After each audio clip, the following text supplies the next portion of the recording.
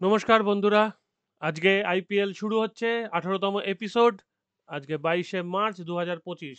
আইপিএলের অনেক খবর আপনাদের জানাবো এবং গতকালের ভিডিও অনুযায়ী আমায় বন্ধুরা বলেছেন আইপিএলের মাঝে মাঝে আপডেট দিতে, তো আমি সেটার চেষ্টা করছি। লাইভ যদি আপডেট দিতে পারি সেদিকেই আমি দেবার চেষ্টায় আছি। সঙ্গে থাকবেন, পুরো আইপিএলটা আমি চেষ্টা করব যতটা সম্ভব আপনাদের সঙ্গে থাকার। এবার চলে আসি আইপিএল এর বিশেষ বিশেষ কিছু খবরে, যেগুলো এই আইপিএলকে অনেক বেশিভাবে প্রভাবিত করতে পারে। খবর নাম্বার ওয়ান, সেটা হচ্ছে 3 দিন আগে মুম্বাইয়ে সমস্ত ক্যাপ্টেনদের মিটিং ছিল, সেটা নিশ্চয়ই জানেন, সবাই গেছিল।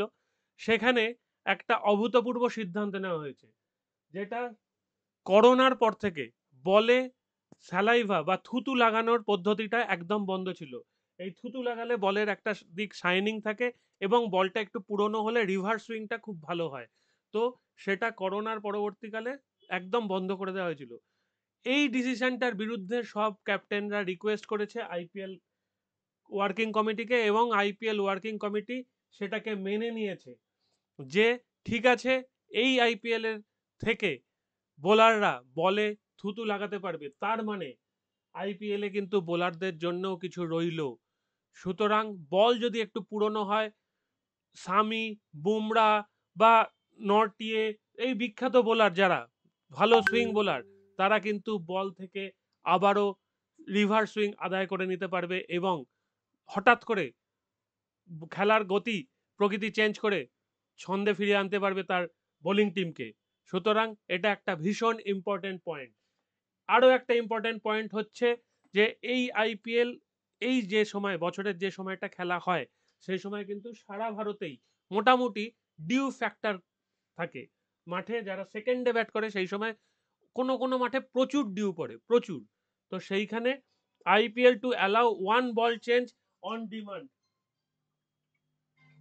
টু কাউন্টার ডিউ, তার মানে একবার বল চেঞ্জ করার অধিকার সব টিম পাবে।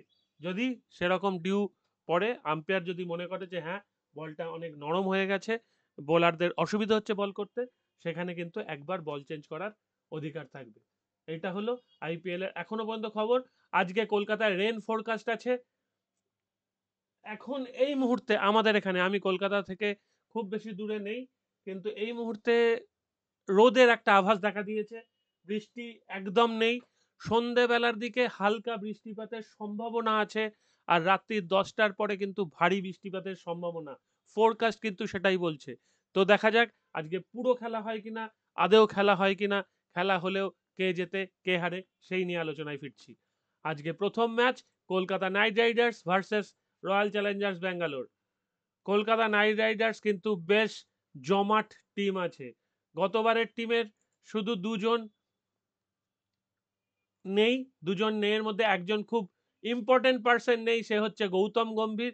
সে কিন্তু গতবারের টিমটাকে দুর্দান্তভাবে সাজিয়ে নিয়েছিল এবং তার সুবাদেই কিন্তু আইপিএল জেতে, এটাই ধরে নেওয়া হয়েছে।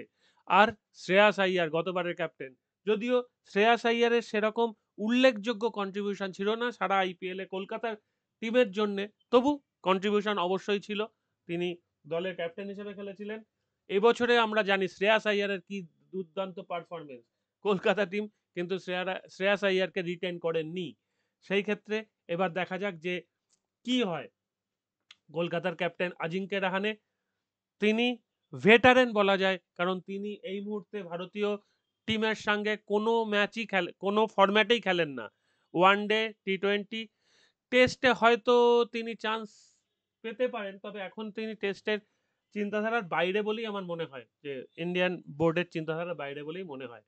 আচ্ছা, কলকাতা নাইট রাইডার্সের সবাইকার নিয়ে একটু আলোচনা করে নিই, তাহলে আমি, যারা ড্রিম ইলেভেনের বা ফ্যান্টাসি টিম গড়বেন, তাদের জন্য সুবিধা হবে। দুটো টিম নিয়ে আমি একটু আলোচনা করে জানিয়ে দিচ্ছি।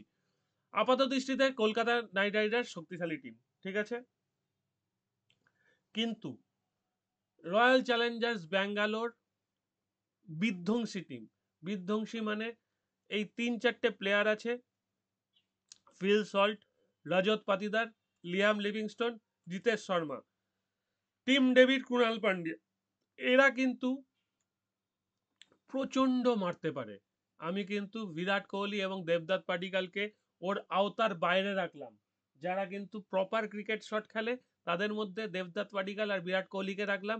আর যারা প্রচণ্ড মারতে পারে তার মধ্যে এতগুলো প্লেয়ারকে রাখলাম। সুতরাং রয়্যাল চ্যালেঞ্জার্স ব্যাঙ্গালোর কিন্তু আজকে প্রথমে ব্যাট করলে 200 করতে পারে, 200। ঠিক আছে, আমার কেন জানি না মনে হচ্ছে আজকে রয়্যাল চ্যালেঞ্জার্স ব্যাঙ্গালোর জিতবে। কেন মনে হচ্ছে জানি না, কিন্তু মনে হচ্ছে। এবার দেখা যাক শেষে কি হয়। ভুবনেশ্বর কুমার এই মুহূর্তে ইন্ডিয়া টিমে খেলছেন না, কিন্তু তিনি যথেষ্ট ভালো বোলার। হ্যাজেলউড সম্প্রতি সিপিএলেও সম্প্রতি চ্যাম্পিয়ন্স লিগ তিনি খেলতে পারেননি। তা সত্ত্বেও হ্যাজেলউড কিন্তু আশা করছি তিনি তার নামের প্রতি সুবিচার করবেন। ইয়াস দয়াল অনেক দিন ধরে সার্কিটে আছেন, আশা করি ঠিকঠাক খেলবেন। রসিক সালামের খেলার চান্স আছে, ঠিক আছে। স্বপ্নীল সিং বা মোহিত রাঠির চেয়ে রসিক সালামের খেলার চান্স আছে, শেষটা দেখা যাক। আর রজত পাতিদার ক্যাপ্টেন, এটা কিন্তু একটা চমক বললেও কম বলা হবে। রয়্যাল চ্যালেঞ্জার্স ব্যাঙ্গালোরের ক্যাপ্টেন রজত পাতিদার, যদিও চমকটা নিশ্চয়ই তারা ভাবনা চিন্তা করেই করেছেন। সুতরাং দেখা যাক কোন দিকে গড়ায়। এবার কলকাতা নাইট রাইডার্সের সামগ্রিক আলোচনা করা যাক। কুইন্টন ডিকক এই মুহূর্তে কিন্তু সাউথ আফ্রিকার টিমে খেলেন না, এই মুহূর্তে খেলেন না। ভবিষ্যতে হয়তো তিনি ওয়ানডে টিমে খেলতে পারেন। টি-20 বোধহয় রিটায়ার করেছেন বা কিছু একটা, দুটোর মধ্যে একটা হবে। টেস্টে তো তিনি আর সাধারণত খেলতে চান না। সুনীল নারিন, আপনারা যদি একটু ট্র্যাক রেকর্ড দেখেন, রিসেন্ট পাস্টে সুনীল নারিনের কিন্তু বিধ্বংসী জ্বলে ওঠার কোনো গল্প নেই।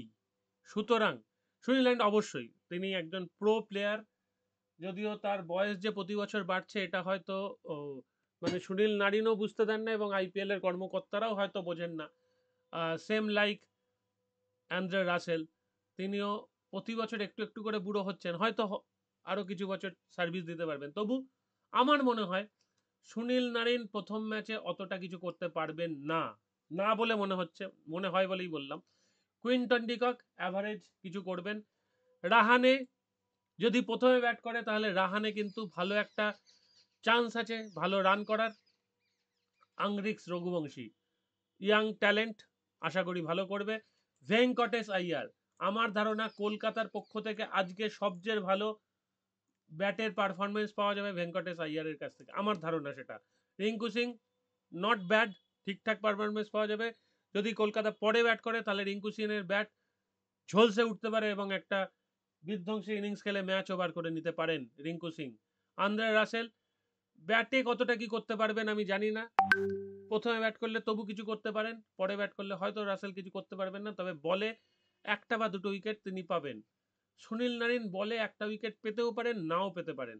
রমনদীপ সিং ঠিকঠাক অলরাউন্ডার, হাতে মার আছে, সুতরাং রমনদীপের ব্যাটিংটার ওপর ভরসা করে 1-2 ওভার বোলিং আশা করা যাচ্ছে। হর্ষিত রানা রিসেন্ট ইন্ডিয়া টিমে খেলেছেন, ভালো বল করছেন, সুতরাং ঠিক আছে। হর্ষিত রানার কাছ থেকে আমরা ঠিকঠাক জিনিস এক্সপেক্ট করতে পারি। বরুণ চক্রবর্তী ইম্পর্টেন্ট প্লেয়ার, আজকের ম্যাচের ভীষণ ইম্পর্টেন্ট প্লেয়ার, খেলার মোড় ঘুরিয়ে দিতে পারেন এবং বরুণ চক্রবর্তী একা কলকাতাকে জিতিয়েও দিতে পারেন। স্পেন্সার জনসন অথবা আন্ড্রিক নরকিয়ে, আমার ধারণা আন্ড্রিক নরকিয়াকে নেওয়া উচিত। স্পেন্সার জনসনের স্পিড থাকতে পারে কিন্তু অ্যাকিউরেসি এখনো নরকিয়ার মতো হয়নি। সুতরাং আমার যদি চয়েস জিজ্ঞেস করেন আমি বলবো অবশ্যই অ্যান্ড্রিক নরকিয়ে। আর বৈভব আরোরা ঠিকঠাক বোলার, মাথা ঠান্ডা রেখে বল করেন, দু একটা বল এদিক ওদিক হতেই পারেন, এখনো প্রো বোলার হয়নি, তবে বৈভব আরোরার বলের বৈচিত্র্য কিন্তু অনেক সময় ব্যাটসম্যানকে ভেবাচাকা খাইয়ে দেয়। এই হলো দুটো টিমের ওপর পুরোপুরি আমি অ্যানালিসিস করলাম। এবার আমায় যদি টপ 11 বাঁচতে বলেন, যদিও ওরমভাবে টপ 11 বাঁচা যায় না, তবু আমি কিন্তু আমার দলে সুনীল নারিনকে বাদ রাখবো। আমি ক্যাপ্টেন রাখবো ভেঙ্কটেশ আইয়ারকে অথবা রজত পাতিদারকে, ঠিক আছে। আর বিরাট কোহলিকে ভাইস ক্যাপ্টেন, নইলে রিঙ্কু সিংকে ভাইস ক্যাপ্টেন। এবার বাকি আপনারা টিম করে নিতে পারেন। বরুণ চক্রবর্তী মাস্ট পিক আজকের যে কোনো টিমের জন্য ক্রুনাল পান্ডিয়া, রজত পাতিদার, ফিল সল্ট এরা মোটামুটি মাস্ট পিক। আর বোলার হিসেবে ভুবনেশ্বর কুমারকে রাখতে পারেন, যদি নারকিয়ে খেলেন নারটিয়াকে রাখতে পারেন। ঠিক আছে, এই হলো আমার মোটামুটি একটা আপনাদের জানিয়ে রাখলাম এই টিম। এবার আপনারা আমাকে খেলার মাঝখানে চলতে চলতে জানাবেন এবং আমি চেষ্টা করছি খেলার মাঝখানে আপনাদের সঙ্গে থাকার। টাটা, ভালো থাকবেন।